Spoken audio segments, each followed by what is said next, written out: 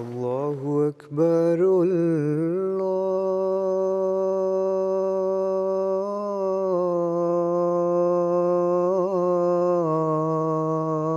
الله أكبر الله أكبر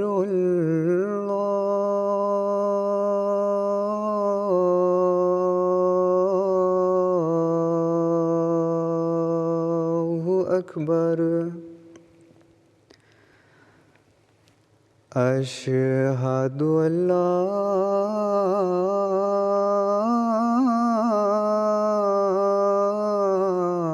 إله إلا الله أشهد أن لا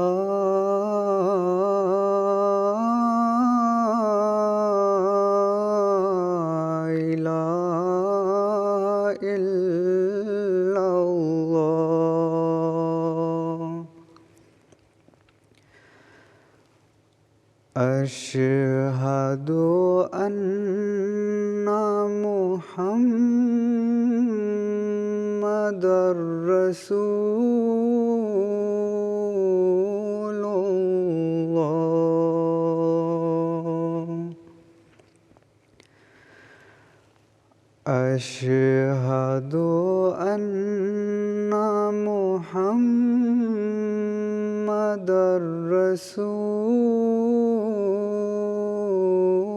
رسول الله حي على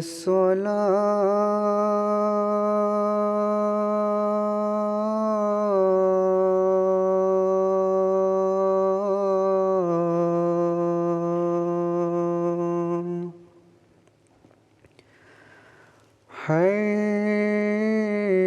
حي على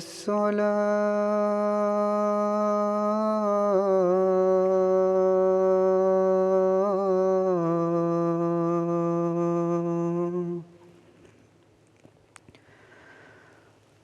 حي على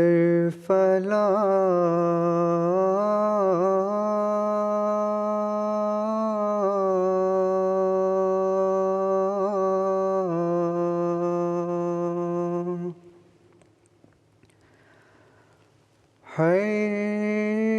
حي على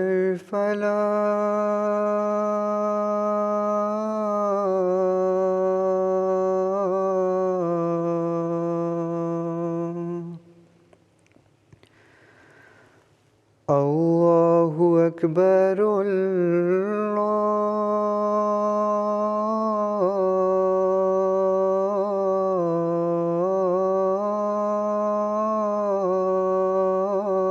الله أكبر لا إله إلا الله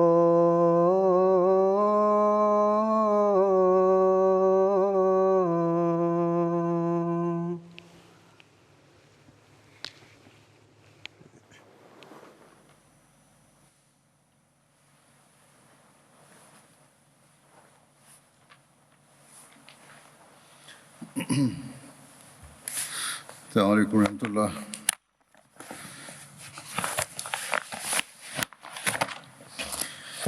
اشہد ان لا الہ الا اللہ وحدہ لا شریک لہ واشہد ان محمدا عبدہ ورسولہ اما بعد فاعوذ باللہ من الشیطان الرجیم بسم اللہ الرحمن الرحیم الحمد للہ رب العالمین الرحمن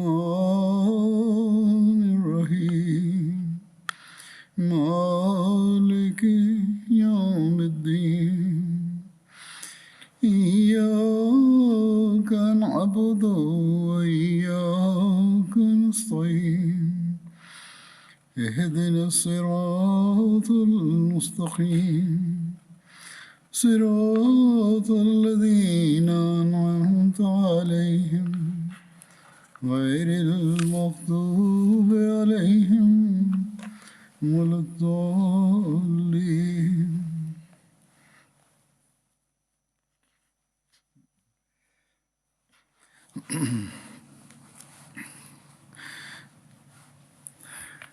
اور صحابہ کا ذکر ہوگا، قدری صحابہ کا. سب سے پہلے تو میں ایک وضاحت کرنا چاہتا ہوں.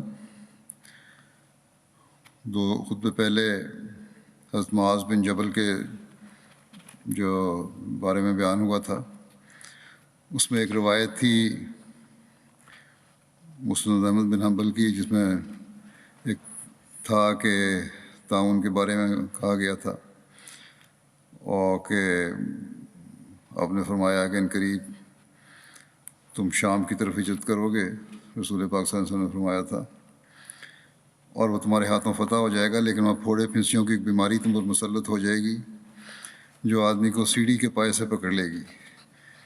یہ ترجمے میں صحیح طرح ترجمہ نہیں بیان ہو سکا تھا، غلطی تھی، اور اس سے بات واضح بھی نہیں ہوتی. تو اس بارے میں جو صحیح ترجمے کے ساتھ روایت ہے وہ بیان کرتا ہوں دوبارہ. اسماعیل بن عبید اللہ سے روایت ہے کہ حضرت معاذ بن جبل رضی اللہ عنہ نے فرمایا کہ میں نے رسول اللہ صلی اللہ علیہ وسلم کو یہ فرماتے ہوئے سنا کہ تم لوگ شام کی طرف ہجرت کرو گے، وہ تمہارے لیے فتح کیا جائے گا، وہاں تم لوگوں میں ایک بیماری ظاہر ہوگی جو پھوڑے یا سخت کاٹنے والی چیز کی طرح ہوگی، وہ انسان کی ناف کے نچلے حصے میں ظاہر ہوگی. اب یہ جو ہے کہ سیڑھی کے پائے سے پکڑے گی، یہ ترجمہ مختلف الفاظ کا ہوتا ہے جو غلط کیا گیا تھا پہلے. اصل ترجمہ یہ ہے کہ وہ انسان کی ناف کے نچلے حصے میں ظاہر ہوگی، جس طرح پھوڑا نکلتا ہے ناف کے نچلے حصے میں، ٹانگ کے اوپر اور درمیان جسم کے. تو اس کے ذریعے فرمایا کہ اس کے ذریعے اللہ تعالیٰ لوگوں کو شہادت عطا کرے گا اور اس کے ذریعے ان کے اعمال کو پاک کرے گا. پھر حضرت معاذ نے دعا کی کہ اے اللہ، اگر تو جانتا ہے کہ معاذ بن جبل نے یہ بات رسول اللہ صلی اللہ علیہ وسلم سے سنی ہے تو اسے اور اس کے گھر والوں کو اس سے وافر حصہ دے. اس پر ان سب کو تعاون ہو گئی، حتیٰ کہ ان میں ایک بھی نہ بچا. آپ کی شہادت کی انگلی پر تعاون کا دانہ نکلا تو آپ نے کہا کہ میں ہرگز خوش نہ ہوں گا گو کہ مجھے اس کے بدلے صرف اونٹ ملیں. تو یہ درستی تھی. ترجمہ جو پرنٹ ہو رہا ہے الفضل میں چھپتا ہے اس میں تو کر دی گئی ہے، میں نے آپ کے سامنے میں نے کہا تو پیش کر دوں.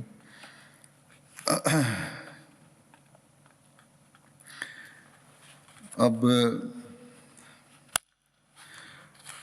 جو ذکر چل رہا تھا وہ اس کے بعد وہ تھا حضرت عبداللہ بن عمر کا. اب وہی ذکر دوبارہ شروع ہوتا ہے. حضرت جابر بن عبداللہ بیان کرتے ہیں کہ غزوہ احد کے دن میرے والد کو نبی کریم صلی اللہ علیہ وسلم کے پاس اس حال میں لایا گیا کہ آپ کا مسلح کیا گیا تھا، یعنی جس کے اعضاء کاٹ دیے گئے تھے، جسم کے اعضاء کاٹ دیے گئے تھے، خاص طور پر کان اور ناک. آپ کی میت رسول اللہ صلی اللہ علیہ وسلم کے سامنے رکھی گئی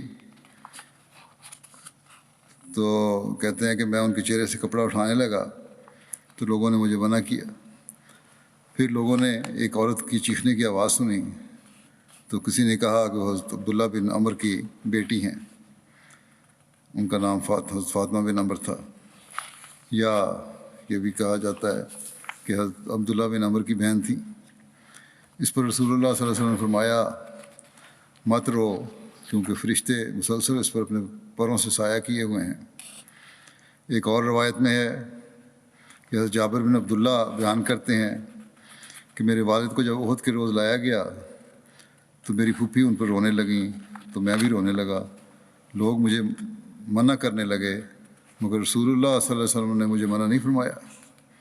پھر رسول اللہ صلی اللہ علیہ وسلم نے فرمایا تم لوگ اس پر رو یا نہ رو، اللہ کی قسم فرشتے اس پر مسلسل اپنے پروں سے سایہ کیے ہوئے تھے یہاں تک کہ تم نے اسے دفن کر دیا۔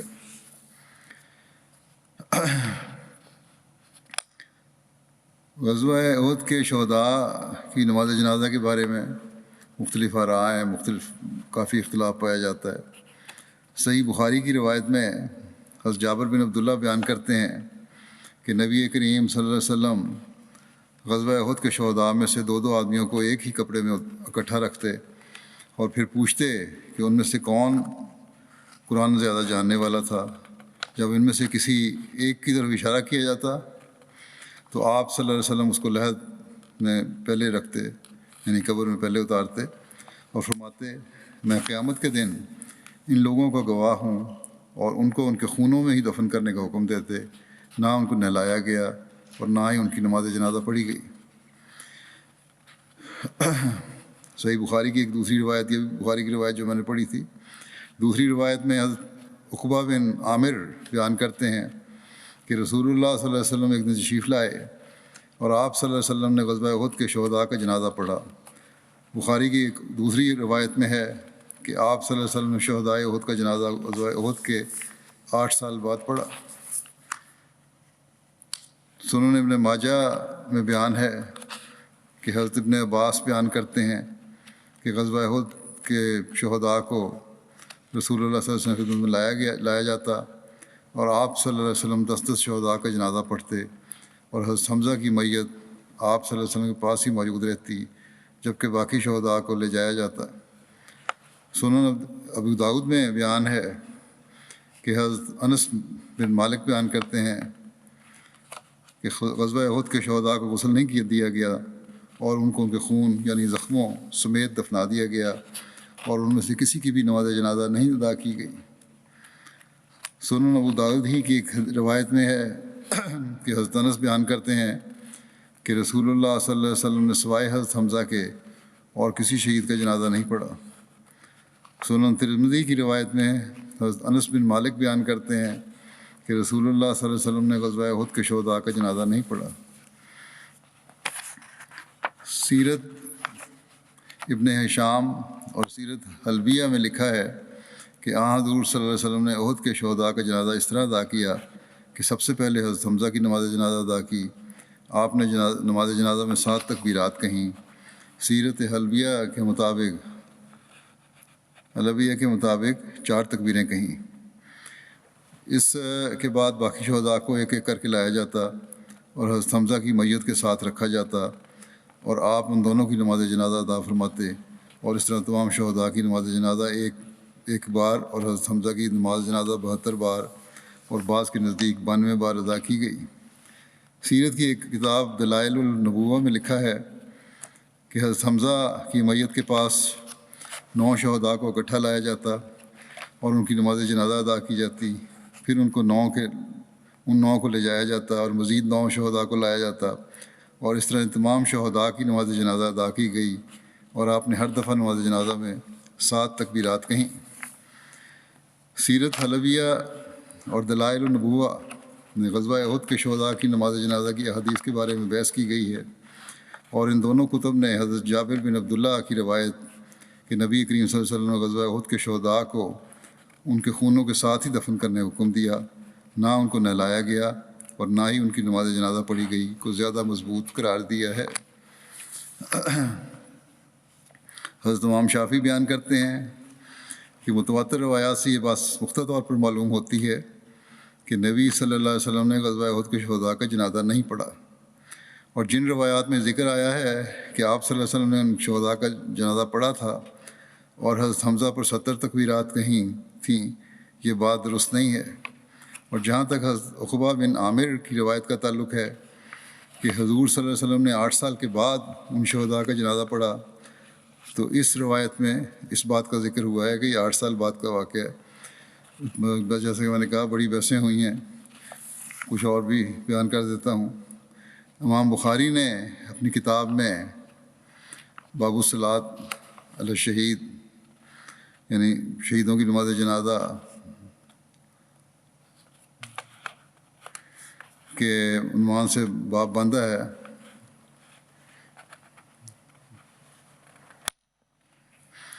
کہ اور اس کے نیچے صرف 2 حدیثیں لائے ہیں۔ پہلی حدیث جو کہ جابر بن عبداللہ سے مروی ہے اور اس میں واضح طور پر ذکر ہے کہ غزوہ احد کے شہداء کو نہ غسل دیا گیا اور نہ ہی ان پر نماز جنازہ پڑھی گئی، جبکہ دوسری حدیث میں حضرت عقبہ بن عامر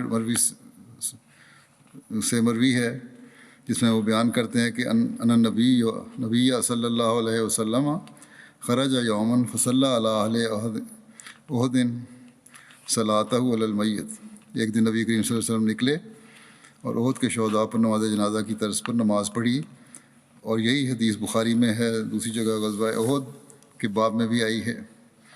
وہاں یہی صحابی روایت کرتے ہیں اور بیان کرتے ہیں کہ صلی علی رسول اللہ صلی اللہ علیہ وسلم علی قتل احد بعد 8 سنین کالمودع للأحیاء والاموات، کہ رسول اللہ صلی اللہ علیہ وسلم نے احد کے شہداء پر 8 سال بعد اس طرح نماز پڑھی جیسے زندوں یا وفات پانے والوں کو الوداع کہا جاتا ہے۔ اسی طرح علامہ ابن حجر عسقلانی کہ امام شافعی کے اس سے کہتے ہیں کہ امام شافعی کی اس سے یہ مراد ہے کہ کسی کی وفات پر لمبی مدت گزر جانے کے بعد اس کی قبر پر جنازہ نہیں پڑھا جاتا۔ امام شافعی کے نزدیک جب رسول اللہ صلی اللہ علیہ وسلم کو معلوم ہوا کہ آپ کے وصال کا وقت قریب ہے تو آپ نے ان شہداء کی قبروں پر جا کر انہیں الوداع کرتے ہوئے ان کے لیے دعا فرمائی اور ان کے لیے مغفرت طلب کی۔ شہداء احد کی تکفین اور تدفین کا ذکر کرتے ہوئے سیرت خاتم النبیین میں حضرت بشیر صاحب لکھتے ہیں کہ نعشوں کی دیکھ بھال کے بعد تکفین کا کام شروع ہوا۔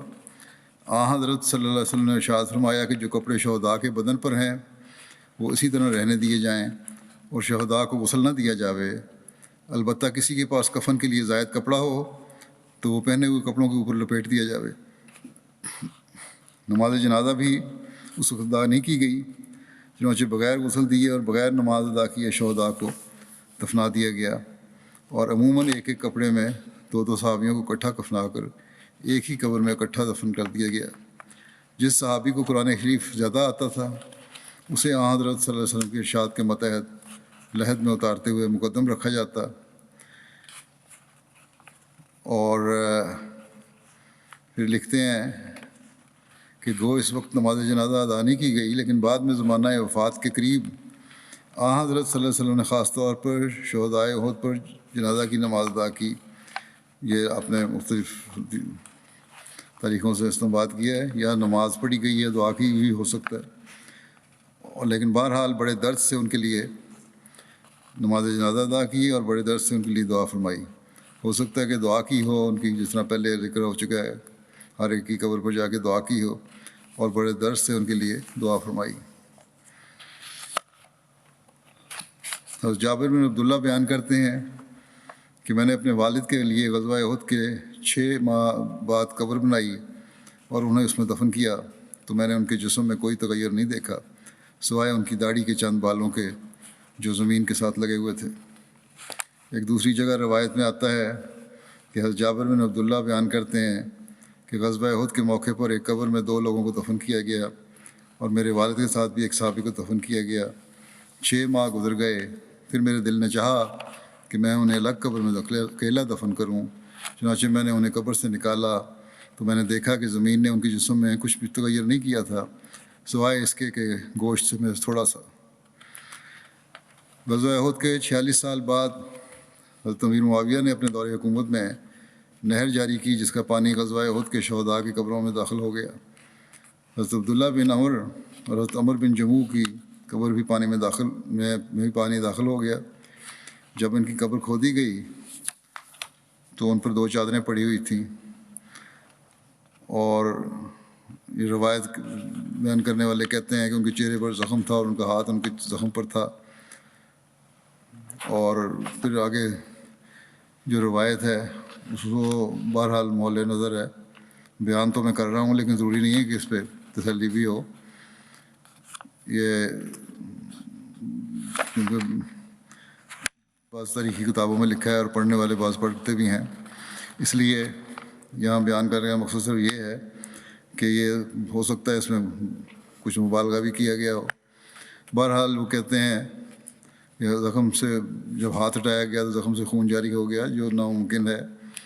ان کا ہاتھ واپس زخم پر رکھ دیا گیا، پھر خون رک گیا۔ تو اس قسم کی روایتیں بھی بعض بیچ میں آ جاتی ہیں جو محل نظر ہوتی ہیں۔ جابر بن عبداللہ کہتے ہیں کہ میں نے قبر میں اپنے والد کو دیکھا تو ایسا معلوم ہوا گویا وہ سو رہے ہیں، حالانکہ 6 مہینے کے بعد جب انہوں نے نکالا تھا اس وقت بھی کہتے ہیں گوشت پر کچھ اثر تھا۔ تو اس 46 سال بعد تو یہ ہو ہی نہیں سکتا کہ نہ اثر ہوا ہو اور ہڈیاں نہ رہ گئی ہوں، اور یہ قانون قدرت ہے کہ جسم میں کوئی تغیر نہیں تھا، اس طرح نہیں ہو سکتا۔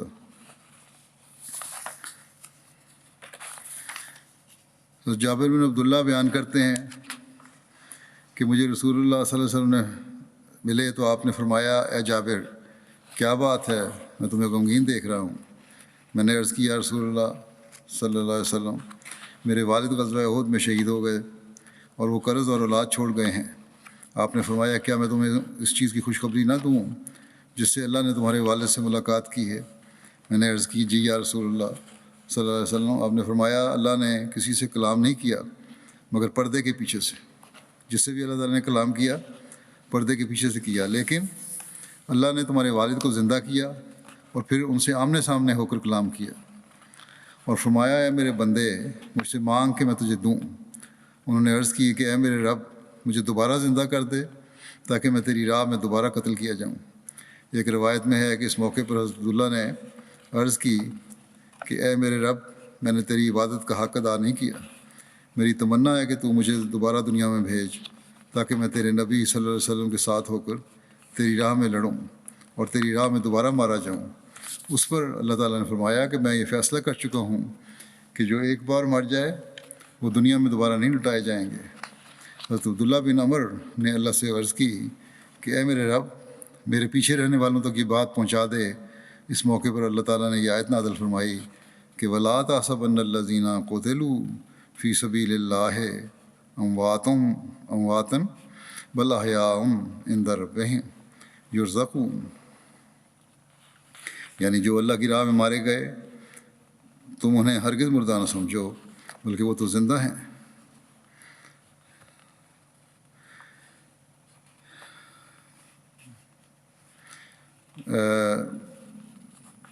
انہیں ان کے رب کے ہاں رزق عطا کیا جا رہا ہے۔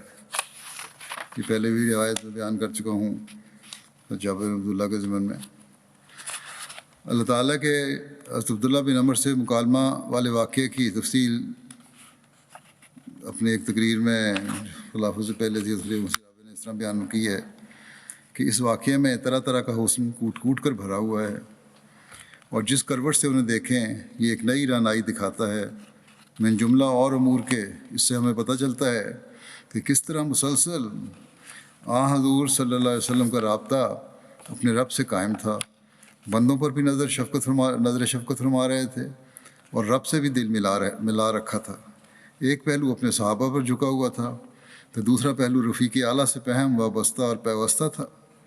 وہ وجود جو امن کی حالت میں ثم دنا فتدلی کہ افق اعلیٰ پر فائز رہا، جنگ کی حالت میں بھی ایک لمحہ اسے الگ نہ ہوا۔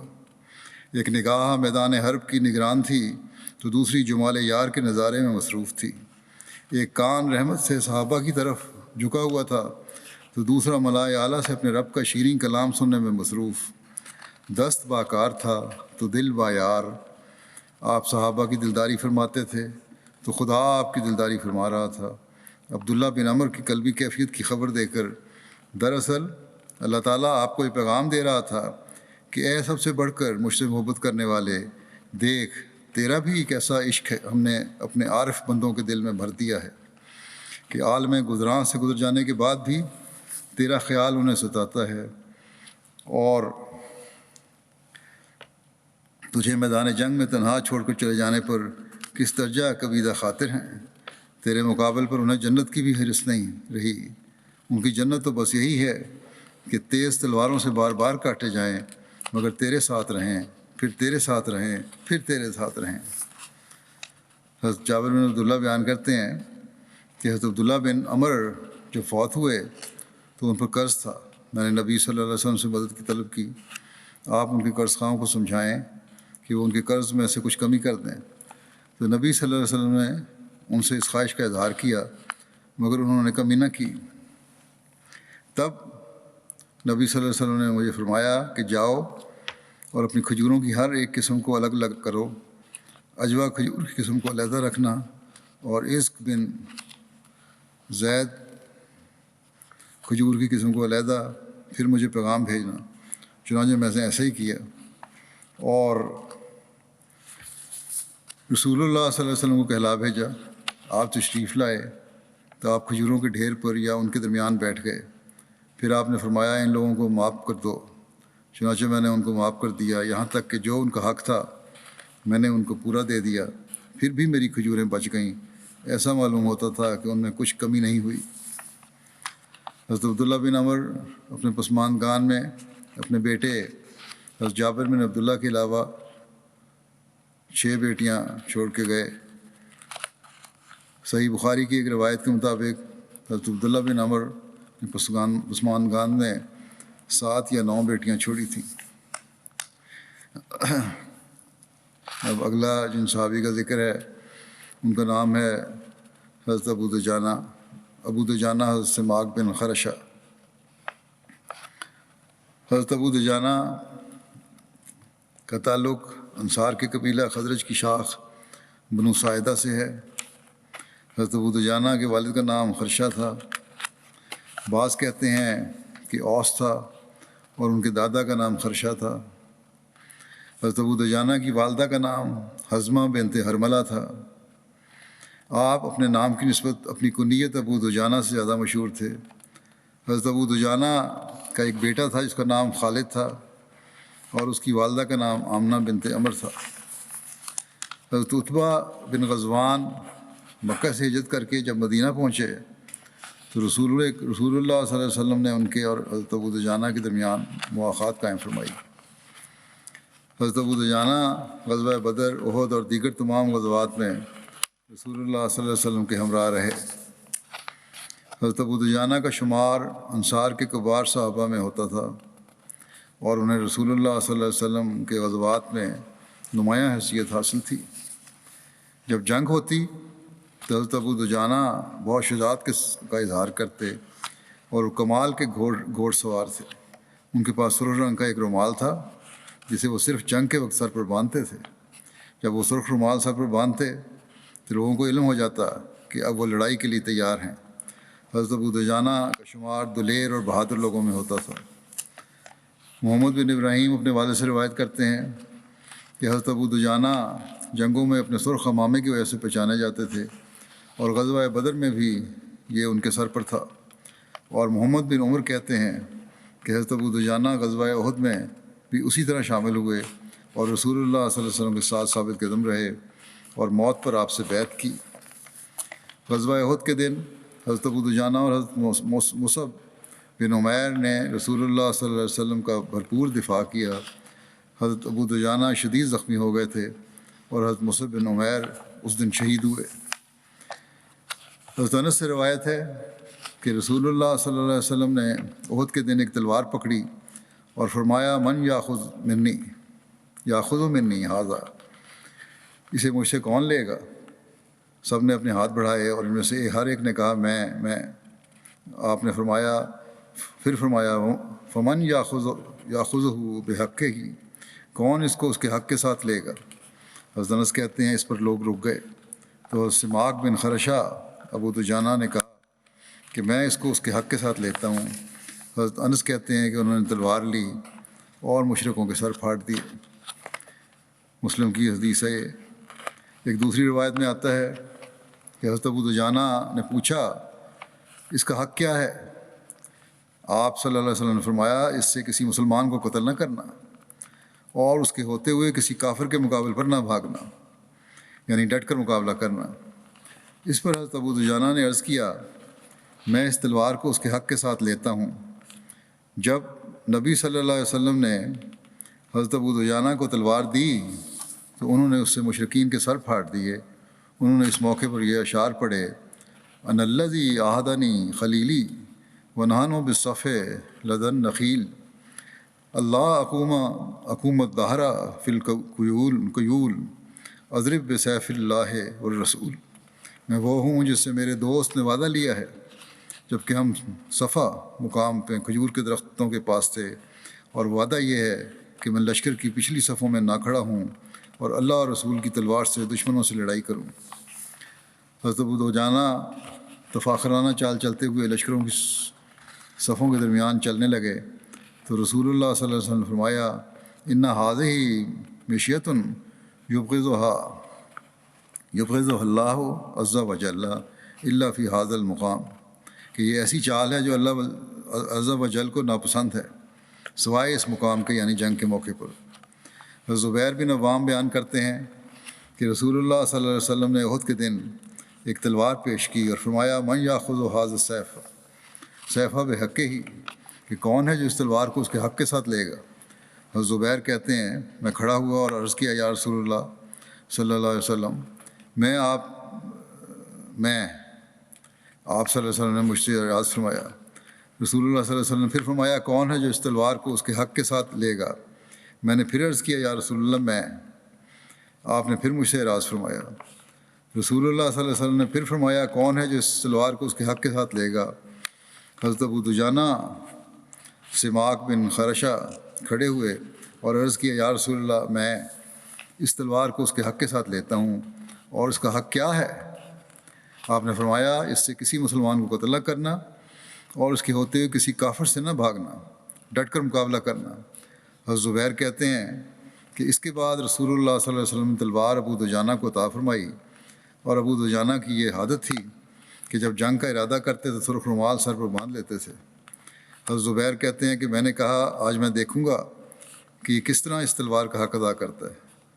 حضرت زبیر کہتے ہیں کہ ابو دجانہ کے سامنے جو بھی آیا وہ اس کو ہلاک کرتے اور کاٹتے ہوئے آگے بڑھنے لگے، یہاں تک کہ وہ لشکر سے گزر کر ان کی عورتوں کے سروں پر جا پہنچے جو پہاڑ کے دامن میں تف بجا رہی تھیں، اور ان میں سے ایک عورت یہ کہہ رہی تھی، اس کا ترجمہ یہ ہے، یہ شعر پڑھ رہی تھی کہ ہم طارق صبح کے ستارے کی بیٹیاں ہیں جو بادلوں پر چلتی ہیں، اگر تم آگے بڑھو گے تو ہم معانقہ کریں گی اور بیٹھنے کے لیے تکیے لگائیں گی، اور اگر تم پیٹ پھیر گئے تو ہم تم سے جدا ہو جائیں گی، یہ ایسی جدائی ہوگی کہ پھر تم میں اور ہم میں محبت کا کوئی تعلق باقی نہ رہے گا۔ حضرت زبیر کہتے ہیں کہ میں نے دیکھا کہ ابو دجانہ نے ایک عورت پر تلوار چلانے کے لیے اپنا ہاتھ اٹھایا اور پھر روک لیا۔ جب جنگ ختم ہوئی تو میں نے ان سے کہا میں نے تمہاری ساری لڑائی دیکھی ہے، تم نے ایک عورت پر ہاتھ اٹھایا اور پھر نیچے کر لیا، اس کی کیا وجہ تھی؟ انہوں نے کہا اللہ کی قسم میں نے رسول اللہ صلی اللہ علیہ وسلم کی تلوار کی تکریم کی کہ اس کے ذریعے کسی عورت کو قتل کروں، یہ نہیں ہو سکتا تھا کہ میں تلوار رسول کریم کی استعمال کروں کسی عورت کے قتل کے لیے، اس لیے میں رک گیا۔ ایک اور روایت میں ہے کہ عورت ہند زوجہ ابو سفیان تھی جو دیگر عورتوں کے ساتھ مل کر گانے گا رہی تھی۔ جب اس پر حضرت ابو دجانہ نے اپنی تلوار بلند کی تو اس نے مدد کے لیے بلند آواز سے کہا اے صخر، لیکن کوئی مدد کو نہ آیا۔ حضرت ابو دجانہ نے اپنی تلوار نیچے کر لی اور واپس چلے گئے۔ حضرت زبیر کے دریافت کرنے پر انہوں نے کہا کہ میں نے ناپسند کیا کہ رسول اللہ صلی اللہ علیہ وسلم کی تلوار سے کسی عورت کو ماروں جس کا کوئی مددگار نہیں تھا۔ حضرت ابو دجانہ کے اس واقعے کا ذکر کرتے ہوئے سیر ختم النبیین میں حضرت مرزا بشیر احمد صاحب نے اس طرح بیان فرمایا ہے کہ مبارزت میں جب کفار قریش کو ہزیمت اٹھانی پڑی تو کفار نے یہ نظارہ دیکھا تو غضب میں آ کر عام دھاوا بول دیا۔ مسلمان بھی تکبیر کے نعرے لگاتے ہوئے آگے بڑھے اور دونوں فوجیں آپس میں گتھم گتھاں ہو گئیں۔ غالباً اسی موقع پر آن حضرت صلی اللہ علیہ وسلم نے اپنی تلوار ہاتھ میں لے کر فرمایا کون ہے جو اسے لے کر اس کا حق ادا کرے؟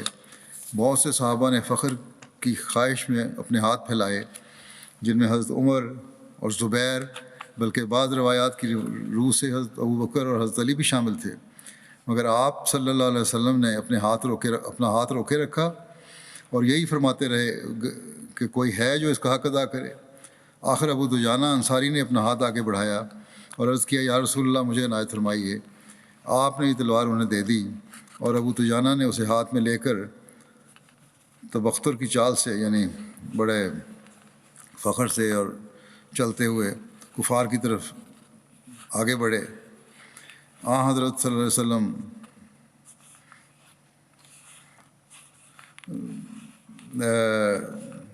وسلم نے صحابہ سے فرمایا خدا کو یہ چال ناپسند ہے مگر ایسے موقع پر ناپسند نہیں۔ زبیر جو حضرت صلی اللہ علیہ وسلم کی تلوار لینے کی سب سے زیادہ خواہش مند تھے اور قرب رشتے کی وجہ سے اپنا حق بھی زیادہ سمجھتے تھے، دل ہی دل میں پیچ و داب کھانے لگے کہ کیا وجہ ہے کہ حضرت صلی اللہ علیہ وسلم نے مجھے یہ تلوار نہیں دی اور ابو دجانہ کو دے دی۔ اور اپنی اس پریشانی کو دور کرنے کے لیے انہوں نے دل میں عہد کیا کہ میں اس میدان میں ابو دجانہ کے ساتھ ساتھ رہوں گا اور دیکھوں گا کہ وہ اس تلوار کے ساتھ کیا کرتا ہے۔ چنانچہ وہ کہتے ہیں کہ ابو دجانہ نے اپنے سر پر ایک سرخ کپڑا باندھا اور اس تلوار کو لے کر حمد کے گیت گنگناتا ہوا مشرکین کی صفوں میں گھس گیا، اور میں نے دیکھا کہ جدھر جاتا تھا گویا موت بکھیرتا جاتا تھا، اور میں نے کسی آدمی کو نہیں دیکھا جو اس کے سامنے آیا ہو اور پھر وہ بچا ہو، حتیٰ کہ وہ لشکر قریش میں سے اپنا راستہ کاٹتا ہوا لشکر کے دوسرے کنارے نکل گیا جہاں قریش کی عورتیں کھڑی تھیں۔ ہند زوجہ ابو سفیان جو بڑے زور شور سے اپنی مردوں کو جوش دلا رہی تھی اس کے سامنے آئی، اور ابو دجانہ نے اپنی تلوار اس کے اوپر اٹھائی، جس پر ہند نے بڑے زور سے چیخ ماری اور اپنے مردوں کو امداد کے لیے بلایا، مگر کوئی شخص اس کی مدد کو نہ آیا۔ لیکن میں نے دیکھا، زبیر کہتے ہیں کہ میں نے دیکھا کہ ابو دجانہ نے خود بخود ہی اپنی تلوار نیچے کر لی اور وہاں سے ہٹ آیا۔ زبیر روایت کرتے ہیں کہ اس موقع پر میں نے ابو دجانہ سے پوچھا کہ یہ کیا ماجرا ہے کہ پہلے تم نے تلوار اٹھائی پھر نیچے کر لی؟ اس نے کہا کہ میرا دل اس بات پر تیار نہیں ہوا کہ رسول اللہ صلی اللہ علیہ وسلم کی تلوار ایک عورت پر چلاؤں، اور عورت بھی وہ جس کے ساتھ اس وقت کوئی مرد محافظ نہیں تھے۔ زبیر کہتے ہیں میں نے اس وقت سمجھا کہ واقعی جو حق رسول اللہ صلی اللہ علیہ وسلم کی تلوار کا ابو دجانہ نے ادا کیا ہے وہ شاید میں نہ کر سکتا، اور میرے دل کی خلش دور ہو گئی۔ خلیفہ مسیح ثانی نے اس واقعے کو یوں بیان فرمایا ہے، فرماتے ہیں کہ احد کی جنگ میں رسول کریم صلی اللہ علیہ وسلم نے ایک تلوار پیش کی اور فرمایا یہ تلوار میں اس شخص کو دوں گا جو اس کا حق ادا کرنے کا وعدہ کرے۔ بہت سے لوگ اس تلوار کو لینے کے لیے کھڑے ہوئے، آپ نے ابو دجانہ انصاری کو وہ تلوار دی۔ لڑائی میں ایک جگہ مکے والوں کے کچھ سپاہی ابو دجانہ پر حملہ آور ہوئے۔ جب آپ ان سے لڑ رہے تھے تو آپ نے دیکھا کہ ایک سپاہی سب سے زیادہ جوش کے ساتھ لڑائی میں حصہ لے رہا ہے۔ آپ نے تلوار اٹھائی اور اس کی طرف لپکے، لیکن پھر اس کو چھوڑ کر واپس آ گئے، یعنی حضرت دجانہ نے تلوار اٹھائی اس کی طرف لپکے لیکن پھر چھوڑ کے واپس آ گئے۔ آپ کے کسی دوست نے پوچھا کہ آپ نے اسے کیوں چھوڑ دیا؟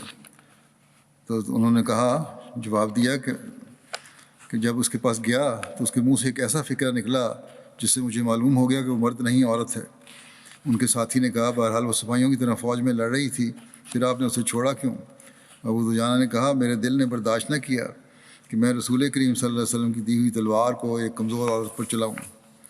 غرض مسلم عورت فرماتے ہیں کہ غرض اپنے آپ صلی اللہ علیہ وسلم عورتوں کے ادب اور احترام کی ہمیشہ تعلیم دیتے تھے، جس کی وجہ سے کفار کی عورتیں زیادہ دلیری سے مسلمانوں کو نقصان پہنچانے کی کوشش کرتی تھیں، مگر پھر بھی مسلمان ان باتوں کو برداشت کرتے چلے جاتے تھے۔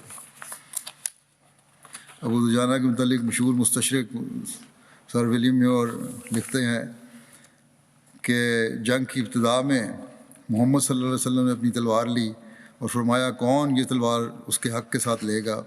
عمر، زبیر اور بہت سے صحابہ نے لینے کی خواہش کی، لیکن رسول اللہ صلی اللہ علیہ وسلم نے منع کر دیا۔ آخر میں ابو دجانہ نے عرض کیا تو محمد صلی اللہ علیہ وسلم نے ان کو دے دی، اور انہوں نے اس کے ساتھ کافروں کے سر تن سے جدا کرنے شروع کر دیے۔ پھر لکھتے ہیں وہ کہ مسلمانوں کے خطرناک حملوں کے سامنے مکی لشکر کے پاؤں اکھڑنے لگے۔ قریش کے رسالے نے کئی دفعہ یہ کوشش کی کہ اسلامی فوج کے بائیں طرف عقب سے ہو کر حملہ کرے، مگر ہر دفعہ ان کو ان 50 تیر اندازوں کو تیر کھا کر پیچھے ہٹنا پڑا جو محمد صلی اللہ علیہ وسلم نے وہاں خاص طور پر متعین کیے ہوئے تھے۔ مسلمانوں کی طرف سے احد کے میدان میں بھی وہی شجاعت و مردانگی اور موت و خطر سے وہی بے پرواہی دکھائی گئی جو بدر کے موقع پر انہوں نے دکھائی تھی۔ مکہ کے لشکر کی صفیں پھٹ جاتی تھیں جب اپنی خود کے ساتھ خود کے ساتھ سرخ رومال باندھے ابو دجانہ ان پر حملہ کرتا تھا، اور اس تلوار کے ساتھ جو اسے خود محمد صلی اللہ علیہ وسلم نے دی تھی چاروں طرف گویا موت بکھیرتا جاتا تھا۔ حمزہ اپنے سر پر شتر مرغ کے پروں کی گلگی لہراتا ہوا ہر جگہ نمایاں نظر آتا تھا۔ علی اپنے لمبے اور سفید پھریرے کے ساتھ، اور زبیر اپنی شوخ رنگ کی چمکتی ہوئی زرد پگڑی کے ساتھ بہادران الیت کی طرح جہاں بھی جاتے تھے دشمن کے واسطے موت و پریشانی کا پیغام اپنے ساتھ لے جاتے تھے۔ یہ وہ نظارے ہیں جہاں بعد کی اسلامی فتوحات کے ہیرو تربیت پذیر ہوئے۔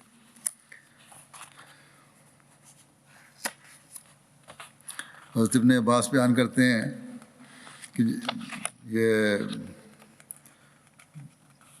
سیرت خاتم النبیین میں یہ سارا بیان ہے جو پہلے میں نے پڑھا ہے۔ حضرت ابن عباس بیان کرتے ہیں کہ جب رسول اللہ صلی اللہ علیہ وسلم عہد سے لوٹے تو اپنی بیٹی فاطمہ کو اپنی تلوار دی اور فرمایا، اے بیٹی اس سے خون کو دھو دو۔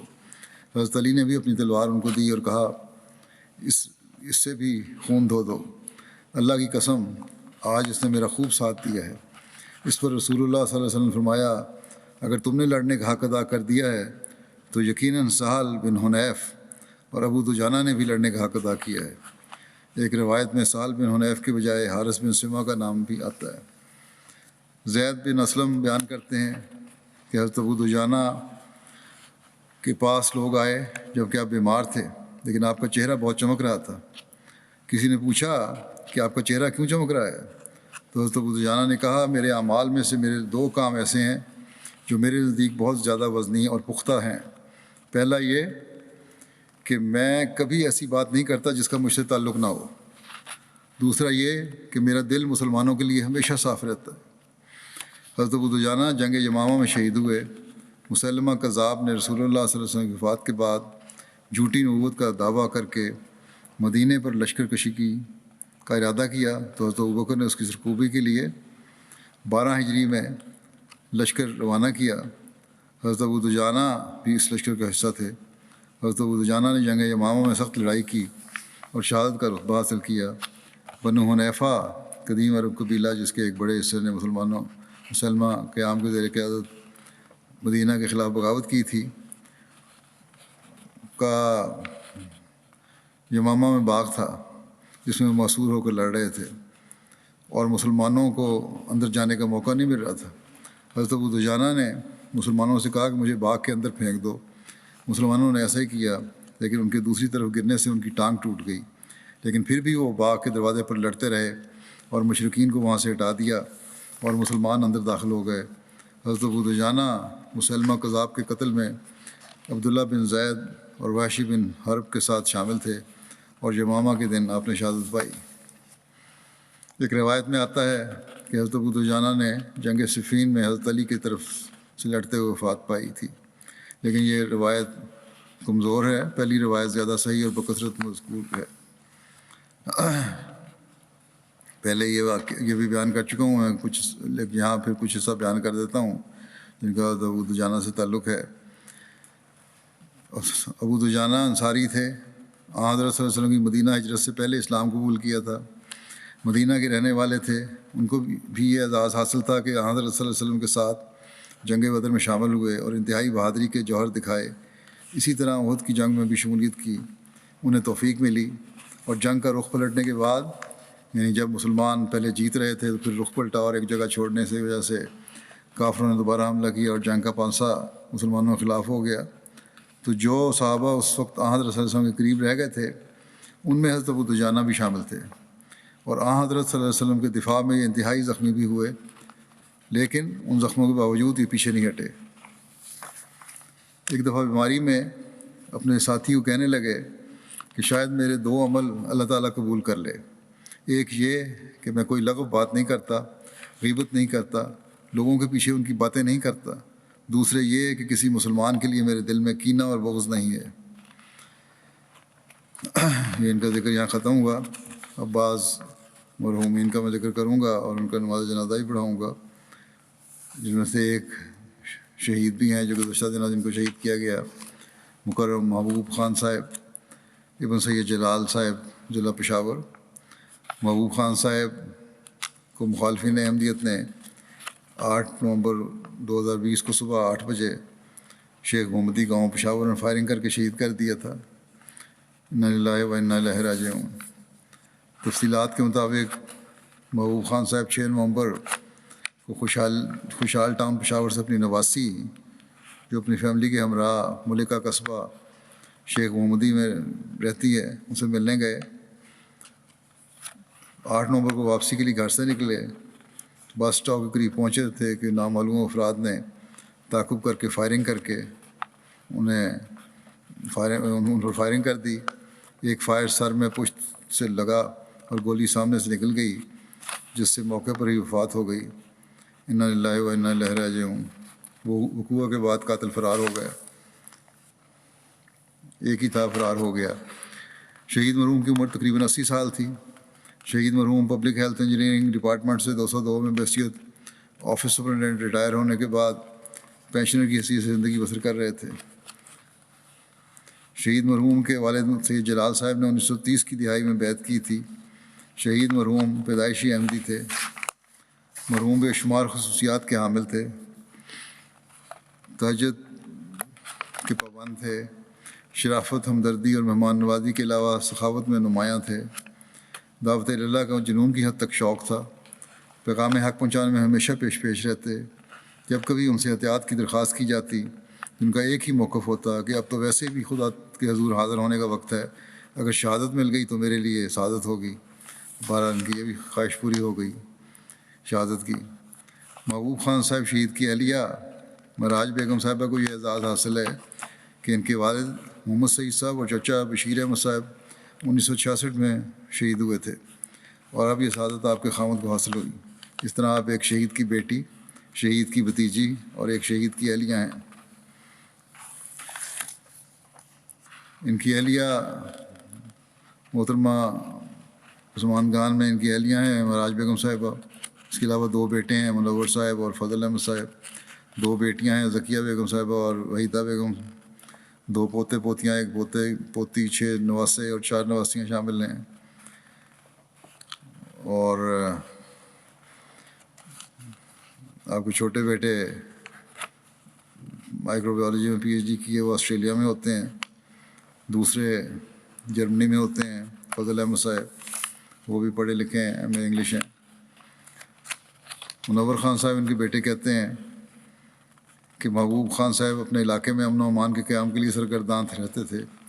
بعض اوقات جھگڑے کی صورت میں 2 گروہوں کے درمیان صلح کروانے کے لیے اپنے پاس سے خون بہا بھی دے دیا کرتے تھے. اب آپ غرباء اور نادار لوگوں کی مدد کے لیے ہر دم تیار رہا کرتے تھے. اپنی ضروریات کے لیے بلا جھجک آپ سے رجوع کرتے اور آپ ان کی مدد کے لیے ہمیشہ اپنے پاس کچھ نہ کچھ نقدی اور اناج رکھا کرتے تھے. نہایت منکسر المزاج، خاموش طبع انسان تھے.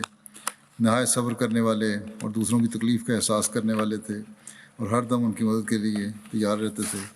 اللہ تعالیٰ مرحوم کے درجات بلند فرماتا رہے اور ان کے لوائقین کو بھی ان کی نیکیوں کو جاری رکھنے کی توفیق عطا فرمائے.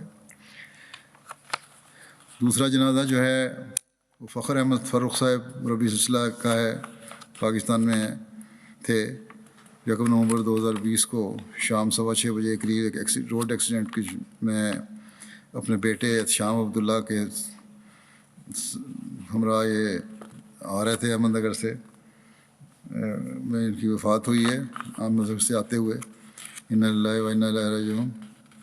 دونوں باپ بیٹا، موقع پر خطرناک ایکسیڈنٹ تھا، دونوں باپ بیٹے کی وفات ہو گئی. اللہ تعالیٰ کے فضل سے فخر صاحب موسی تھے. ان کے فخر صاحب کے والد سیف الرحمان صاحب میں نے خود بیعت کی. ان کے خاندان میں پہلے کوئی احمدی نہیں تھا. 1968 میں انہوں نے بیعت کی تھی اور اپنے خاندان کے پہلے احمدی بنے. 1996 میں جامعہ احمدیہ روا سے فارغ تحصیل ہونے کے بعد پاکستان میں مختلف مقامات پر ان کو خدمت کی توفیق ملی فخر صاحب کو. پھر انہیں آئیوری کوسٹ مغربی افریقہ بھجوایا گیا اور پھر گزشتہ 8 سال سے احمد نگر میں بطور مربی سلسلہ خدمت کی توفیق پا رہے تھے. ان کی شادی طاہرہ فخر صاحبہ سے ہوئی، جو علی اصغر صاحب کی بیٹی ہیں. اس شادی سے ان کی 4 بیٹیاں اور ایک بیٹا تھا. بیٹا احتشام عبداللہ تو اپنے والد کے ساتھ ہی ایکسیڈنٹ میں فوت ہو گیا، اور اب ان کے لوائقین میں ان کی اہلیہ اور 4 بیٹیاں ہیں. اس کے علاوہ والدہ ہیں ان کی اور بہن بھائی ہیں. ان کی بیٹیاں ہیں وجیہ، تصبو، عزیزہ، خافیہ فخر، سمرین فخر اور مہرین فخر. ان کی فخر صاحب کی اہلیہ طاہرہ صاحبہ لکھتی ہیں کہ ہماری شادی جب ہوئی ہے تو مربی صاحب کی خوشاب کے گاؤں میں وہاں پوسٹنگ تھی، وہاں متعین تھے یہ. اور جب میں وہاں سینٹر میں گئی تو انہوں نے مجھے جو مربی کی بیوی کے فرائض ہوتے ہیں ان کے بارے میں بتایا اور سمجھایا کہ اب تم میرے ساتھ وقف ہو، تمہیں بھی جماعتی کاموں میں بڑھ چڑھ کر حصہ لینا چاہیے. اس طرح تربیت کی. اس کے بعد ان کی ٹرانسفر بدین ہو گئی. مربی صاحب تو پہلے چلے گئے، یہ کچھ عرصے کے بعد گئی ہیں. تو کہتی ہیں جس دن میں وہاں پہنچی، یعنی پہلے اطلاع بھی دی ہوئی تھی، لیکن وہاں گئی تو مربی صاحب وہاں سینٹر میں گھر میں نہیں تھے. میں باہر بیٹھی رہی دھوپ میں مسجد میں. پتہ لگا کہ مربی صاحب کسی معلم کی اہلیہ بیمار ہیں، اس کو خون دینے کی ضرورت ہے، تو خون دینے گئے ہوئے ہیں. تو میں نے ان کو پوچھا واپسی پہ کہ اتنا سارا دن میں بیٹھی رہی دھوپ میں، آپ کو پتہ تھا میں آ رہی ہوں لمبا سفر کر کے؟ انہوں نے کہا کہ وہ کام بھی بڑا ضروری تھا، اور مجھے سمجھایا کہ اس طرح قربانی کرنی چاہیے. آوری کوسٹ جو بھی گئے ہیں وہاں بھی خدمت خلق کے کام بہت کرتے رہے، خدمت دین کے کاموں کے ساتھ، اور ہمیشہ بھی بچوں پر دین کو مقدم رکھا. کہتی ہیں ان کی اہلیہ کہ میری طبیعت ایک دفعہ خراب ہو گئی، بیٹی کی پیدائش ہونے والی تھی. مربی صاحب میڈیکل کیمپ کے سلسلے میں گئے ہوئے تھے. ڈاکٹر نے حالت تشویشناک بتائی، لیکن مربی صاحب مجھے چھوڑ کے چلے گئے. صرف اتنا کہا کہ اللہ فضل کرے گا، تم واقف زندگی کی بیوی ہو، تمہیں کچھ نہیں ہوگا. غرض ہے کہ مربی صاحب نے ہر معاملے میں دین کو دنیا پر مقدم رکھا. مہمان نوازی، خدمت خلق، خدمت دین کرنے والے تھے. اپنے پرائے سب سے پیار کرنے والے تھے. بچوں کے ساتھ دوستانہ تعلق تھا. کوئی مسئلہ ہو، خواہ گھریلو ہو یا خاندانی ہو، جماعتی ہو یا غیر جماعت نواب کا ہو، بڑی خوش سلوکی سے سلجھاتے تھے. بچوں کو بھی یہی سمجھاتے تھے کہ تم واقف زندگی کے بچے ہو اور ایک مربی کی اولاد ہو، اس لیے ہمیشہ دین کو دنیا پر ترجیح دینی ہے اور اپنا اچھا نمونہ پیش کرنا ہے. واسط صاحب مربی ہیں آئیوری کوسٹ میں. کہتے ہیں کہ فخر صاحب بطور مبلغ آئیوری کوسٹ تشریف لائے. بہت ملنسار، ہنس مکھ، اچھی طبیعت کے مالک تھے. ان کی شخصیت کی خاص بات ان کی دل مو لینے والی گفتگو تھی. جس سے ملتے اسے اپنے گرویدہ کر لیتے. 5 سال تک اومے ریجن میں بطور مبلغ خدمت کی، اور اس نے اخلاق اور ہمدردی کی وجہ سے ہر چھوٹا بڑا آپ سے بہت تعلق رکھتا تھا اور ہمیشہ ذکر کرتا ہے. جلسے سالانہ پر جانے کے لیے بعض غرباء کو کرایہ کی ادائیگی بھی خفیہ طور پر کر دیتے تھے. اور کہتے ہیں ان کے عرصہ قیام کے دوران ان کی ریجن ہمیشہ حاضری میں اول رہی ہے. وہاں کے لوکل معلم ہیں ایک سمارو ہارون صاحب. وہ بھی کہتے ہیں 2.5 سال میں نے ان کے ساتھ کام کیا. بھائیوں کی طرح میرا خیال رکھا. جو خاص طور پر میں نے بات نوٹ کی وہ تھی کہ انتہائی محنتی اور پرجوش مبلغ تھے. ہر کام بڑی ذمہ داری اور لگن سے کرتے تھے. جلد کام مکمل کرنے کی ایک دھن سوار ہوتی تھی، چاہے وہ تبلیغ کا کام ہو، چندے کی وصولی کا ہو، جلسہ سالانہ کی تیاری کا ہو. تبلیغ کا یہ حال تھا کہ چاہتے تھے کہ ہر گاؤں میں جماعت کا پیغام جلد سے جلد پہنچ جائے.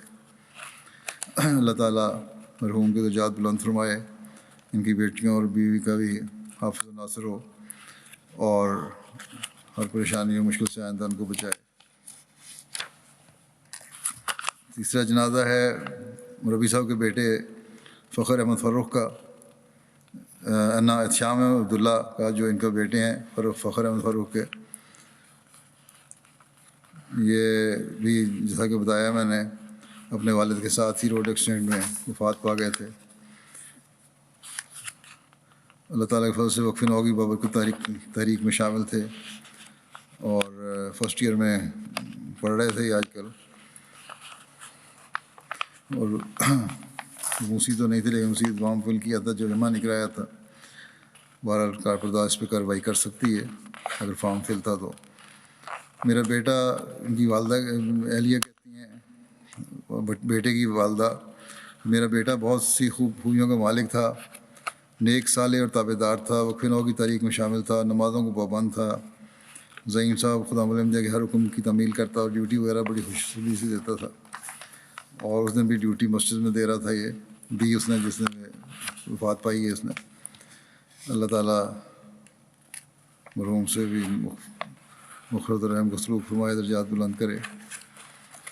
اور اگلا جنازہ ہے مکرم ڈاکٹر عبدالکریم صاحب ابن میاں عبداللطیف صاحب ربا کا، جو ریٹائرڈ اکنامک ایڈوائزر تھے اسٹیٹ بینک آف پاکستان کے.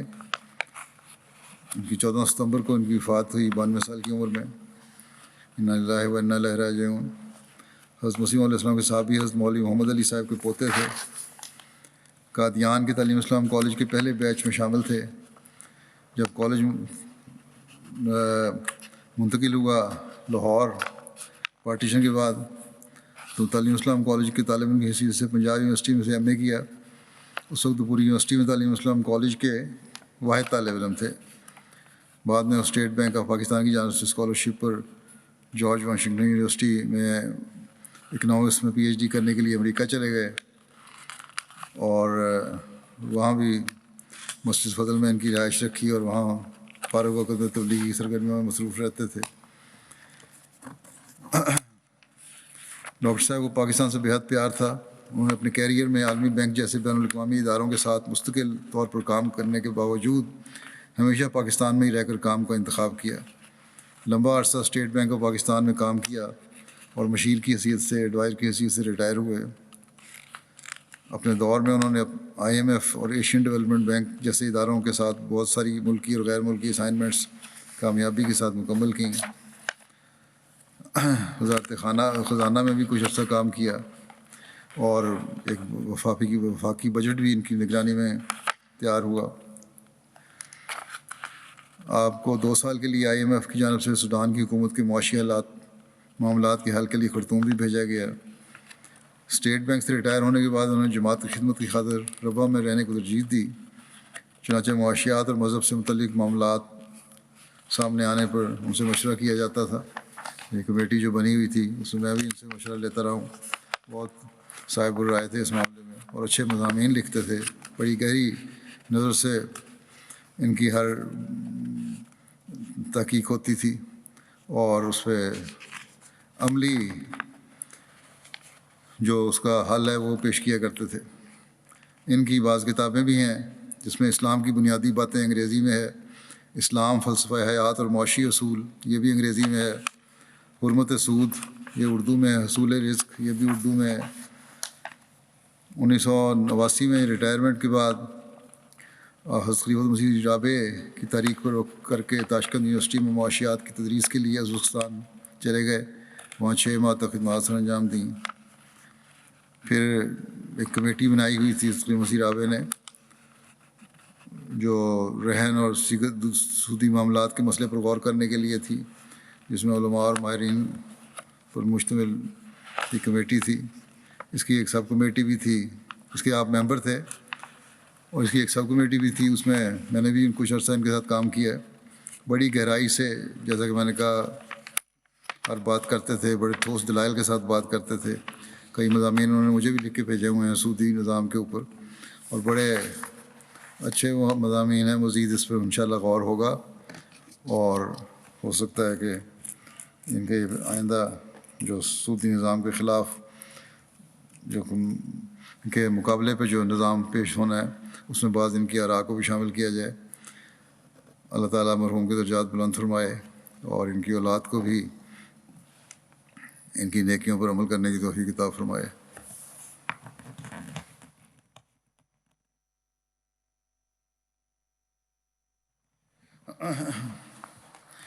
الحمد للہ نحمده ونستعینه ونستغفره ونؤمن به ونتوکل علیہ ونعوذ بالله من شرور أنفسنا ومن سيئات أعمالنا من يهده الله فلا مضل له ومن يضلله فلا هادي له ونشهد أن لا إله إلا الله ونشهد أن محمدا عبده ورسوله عباد الله رحمكم الله إن الله يأمر بالعدل والإحسان وإيتاء ذي القربى وينهى عن الفحشاء والمنكر والبغي يعظكم لعلكم تذكرون اذكروا الله يذكركم وادعوه يستجب لكم ولذكر الله أكبر